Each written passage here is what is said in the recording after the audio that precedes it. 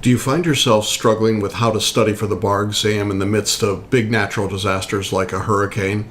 Well, stick around, and in this message, I'm going to offer you some tips on ways that you can balance the realities of the world with the reality of studying for the bar exam.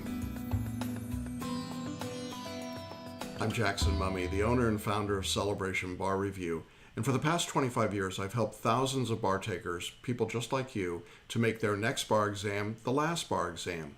If you want to know more about how we do that, check out the links on this page after this video. We are coming up on this weekend, and I wanted to share a message with you. I had something in mind to talk about today, and then in the way that sometimes the world works, you just go, yeah, that's not the right message. I think I need to talk about something different. So I hope you'll humor me.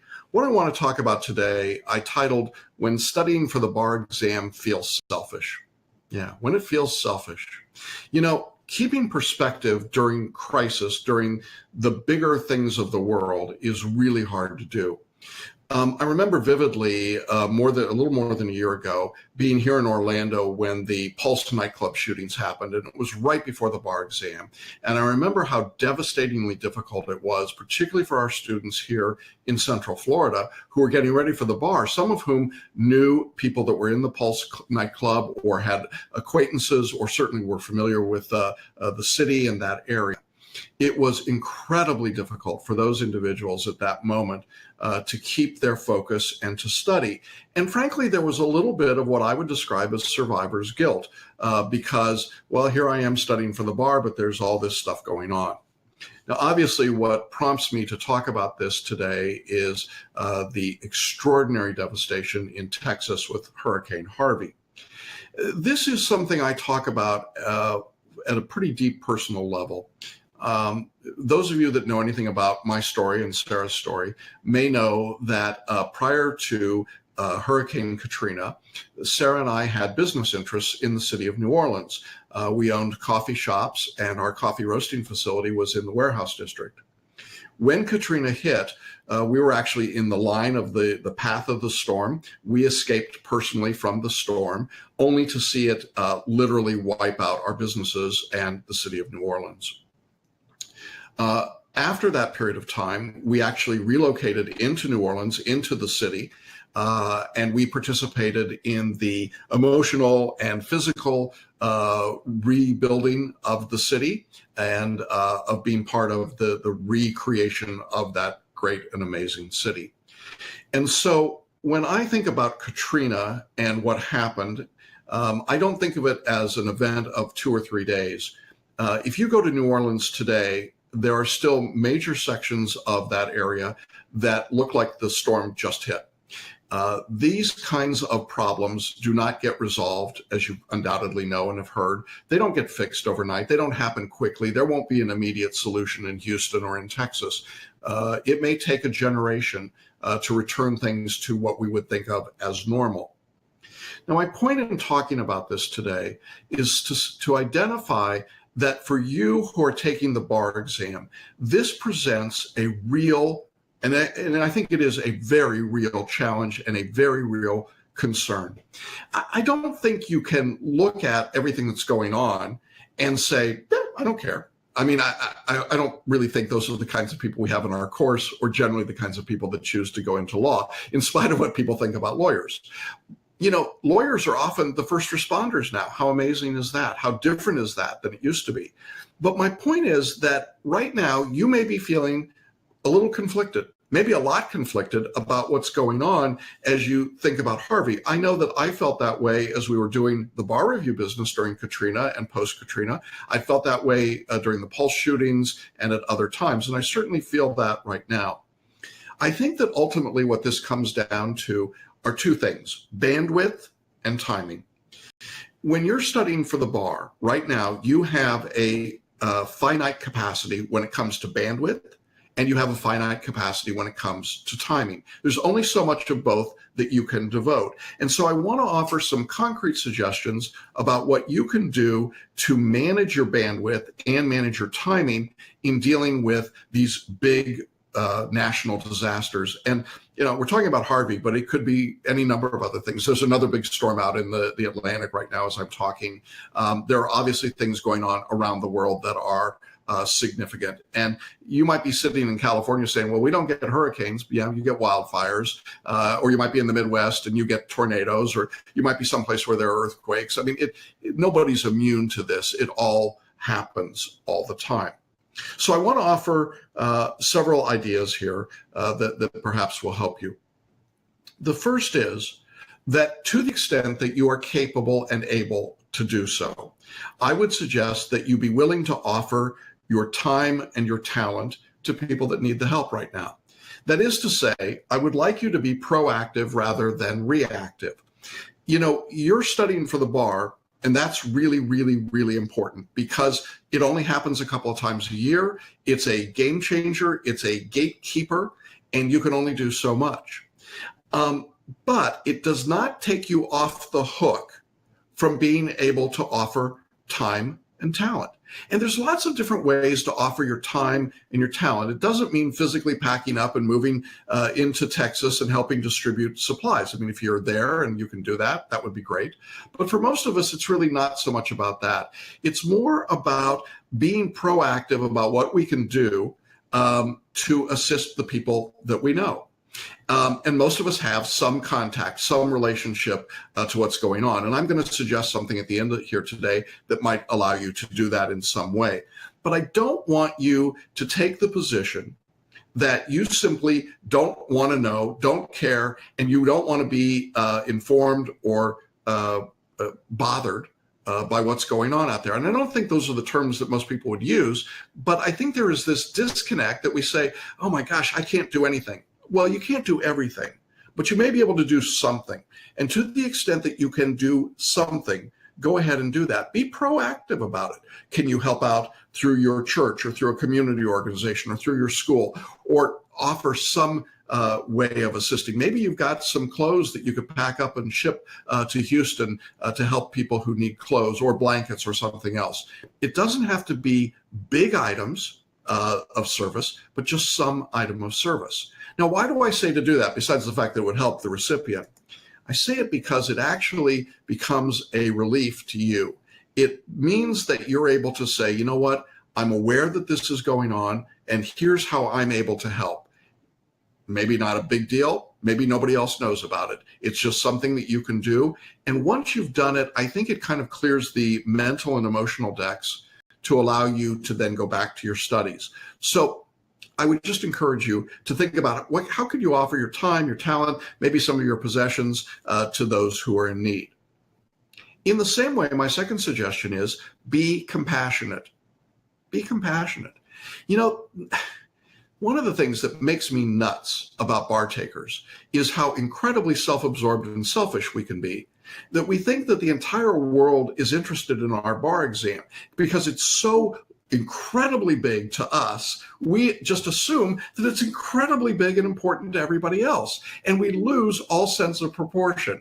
This is sort of the blowing up at the barista because they don't make your coffee just the way you wanted it, or being unhappy with the hotel clerk because your room at the bar isn't exactly what you wanted, or whatever it might be. There's just sort of this sense of entitlement that comes. Well, in times like these, I think you have to be compassionate. I think you have to demonstrate some compassion, and it might not necessarily be to someone who is a victim of these natural disasters. Maybe it's just being compassionate to the people that are around you who are concerned about them. The point is that when you become so self-absorbed about the bar that you simply put up these walls and you say, oh, I don't care. I mean, so there's a big storm. Those stupid people, why did they live in a place that would flood? It's not very compassionate. It's not a very good habit to get into. The best lawyers that I've ever seen, they can be tough as nails, but I'll tell you something, they're compassionate. They care about their clients. They care about what they're doing. They care about the rule of law. And if you take that approach, I think you're going to be a much better bar taker and a much better lawyer. And it's just good for you. It's good to kind of sort of clean out your heart and your soul by being compassionate. So if you feel like you don't want to be compassionate because nobody understands, yeah, there's all that stuff going on in Texas, but I've got to take the bar exam. What an inconvenience this is, right? Really? To everybody else in the world, nobody cares about the bar exam except you. And so I think this is a moment when perspective really plays a role. And so I would just encourage you to be compassionate. The third thing I would tell you at these moments is to keep your focus and stay balanced. And what I mean by that is that some people become self-centered at these moments, but other people go entirely the opposite direction. They become so concerned with everybody else. They become so wrought up in what's happening that they can't turn off the television. They can't turn off their Twitter feed. They can't turn off their Facebook feed, and they become consumed by it. Listen, I've been through, I don't know, I was trying to count up how many hurricanes Sarah and I have been through. I think it's more than 10. Between South Florida and the Gulf Coast. It's a lot. And when that hurricane is out in the Gulf or the Atlantic and it's bearing down on you, it is hard to do anything except watch that swirling thing moving at you. I've been in Southern California when there were forest fires, and I've watched the fire come out of the mountains, and you're consumed. You just sort of sit there and go, oh. But here's the thing. If you're not directly in the path of the storm, whatever the storm might be, keep your focus and stay balanced. Continue to spend 5 or 10 hours a week in studying for the bar. Spend some time being aware of what's going on with these natural disasters, contributing something in the sense of time and talent, being compassionate, but don't go overboard. Don't be all about that and saying, well, you know, there was the hurricane in Texas, and so I didn't do any studying for a month. Oh, really? Were you in Texas? No, but I had some family there. Okay, I get that. I totally get it. When Katrina hit, I totally get it. But you know what? You got to stay balanced. You got to do a little bit of both. Now, look, if you're in Texas or you've got family in Texas, I understand that's going to be really tough. You know, right before the last bar exam, we had a student who contacted me and said, I think it was his fiance's mother is in hospice care. And the doctors have said that she's probably going to pass away over this weekend. And this was the weekend right before the bar exam. And the student said, you know, I'm thinking maybe I'll just stay away from hospice, and I won't go to the funeral. I won't because I'm studying for the bar. And my advice to that student was, you know what, 5 years, 10 years from now, no one will remember what happened on the bar, but your fiance will remember that you weren't at the funeral and that you weren't there with her mother. And that's really bad priorities. You got to stay balanced. You can give up a couple of hours for these things. Long story short, the student went to the hospice, went to the funeral, and wrote back to me and said, you know what, I'm really glad I did that. It really didn't impact my studies all that much, but it made a world of difference to the people around me. You know, as you study in the midst of these natural disasters, whether it's something like the Pulse shooting, man-made, or it's something of nature, you've got to stay balanced. You got to keep your focus. When it's time to study for the bar, set your clock for an hour and study for an hour or 55 minutes, and then take 5 or 10 minutes and check in on the world and see what's going on, and then come back to your studies. Do that as you can. I call it sacred time. Make your study time sacred. Make your work time sacred. Make your family time sacred. Make your Twitter time sacred if that's important to you. But during those times, stay focused on what's in front of you. Don't try to multitask through all of these things. When you do that, you're going to do badly at your bar study, and you're going to be really just making people angry around you because you're not really engaged in what they're doing either. And so there's this need to stay balanced all the way through. Next item is to remember the big picture, the long game, if you will. Look, I said earlier, lawyers as first responders, that's unbelievable to me, but we've seen it happen now over and over and over again. Lawyers were the first responders at the airports when the Muslim travel ban went in. Lawyers have been the first responders in all manner of events and things that have been going on. And lawyers are first responders in Texas as well. But here's what I mean by the long game. If you're studying for the bar exam, by definition, I'm going to assume you are not a member of the Texas bar. There's very few of you that are members of the Texas bar. As a result, you can't play. There is very little need for your services as a lawyer because you're not a lawyer yet. Your job, your task right now is to pass the bar so that when the next thing happens, you're in a position to be a first responder. And I hope that's your intuition. I hope that that's your desire to be a first responder. It's an awesome thing to do. But here's the truth. You can't play in this game. And so if you get so focused that you say, oh, I should be in Texas doing something. No, you shouldn't.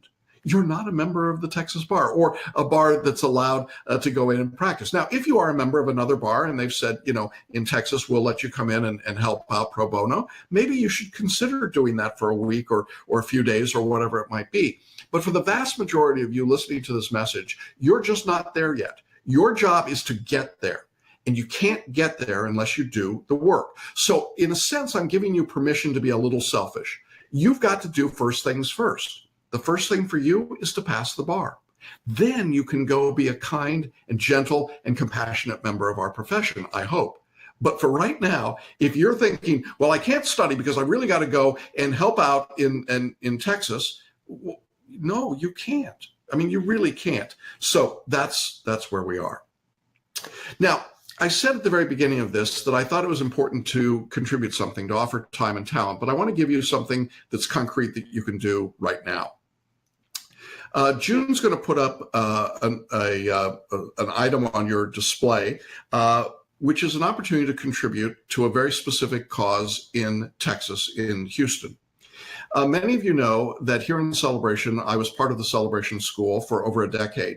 One of my colleagues there moved from teaching into administration, became a vice principal, and then moved on to become an assistant superintendent of schools, and then ultimately became the superintendent of schools in an inner city school district in Houston, Texas. His name is Scott Murray.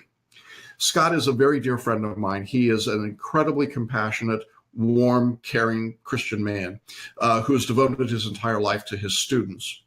Scott reached out to some of his former colleagues over the last couple of days to point out that his school district, which has 35,000 students, all of whom are really desperately poor, are going to be in extraordinary need right now. And Scott recorded a very short video message. It's a minute long. And June, if you would put that video message up, I would like you to run that, and then I'll come back and wrap up. But I'd like you to hear what Scott Murray said from Houston. So, June, would you go ahead and run that? Good afternoon, friends and colleagues from around the country. My name is Scott Murray, and I'm very proud to be the superintendent in Spring Branch ISD, a district of 35,000 students located here in the heart of Houston, Texas. As you can see from behind me, we've suffered, thanks to Hurricane Harvey, a pretty significant loss. We have students and families in our community. We have teachers and principals and cafeteria workers and bus drivers that have suffered extraordinary loss, some the loss of life, some the loss of their homes, the loss of clothing and food and shelter, and there's a significant need in our community. And so on behalf of our district and on behalf of the city of Houston, we have started a fundraising campaign to assist the families in most dire need in our community. This is day 5 of the hurricane, and as you can see from behind me, the water is still high. So the hurt and pain in our city is great and will continue for many months to come. So anything that you can do as a local community, as a school, or as an individual would be greatly appreciated. And on behalf of the 35,000 students and 4,600 employees of Spring Branch ISD, I say thank you. It's stunning when you look at the water behind Scott. So what we've done is on your screen, there is a link for you to contribute to this particular group. There are plenty of places to contribute to, but this group I know is going to be taking the money and using it directly for students, and I hope you do that. In addition, there is a match for every dollar that you contribute. So whether it's $1 or $5 or $10, there's the opportunity to match, and we hope you'll take advantage of that. It's through a reputable funding source. My point in all of this is simply that it's a way that you can do something. And that may not be enough to make you feel really great about all of it, but it'll let you know that you've got a bigger picture out there and there's something that you can be part of. So I do hope that you'll find a way to contribute in some way. Here is one way. Certainly there are others. But ultimately what I want to say in wrapping up is that when studying for the bar exam feels selfish, well, sometimes it is selfish, but right now it's not so much selfish as it is balancing out the different perspectives and recognizing what it is that you have to be doing. And if you keep that balance, you've really got a great opportunity to move forward and ultimately make a difference.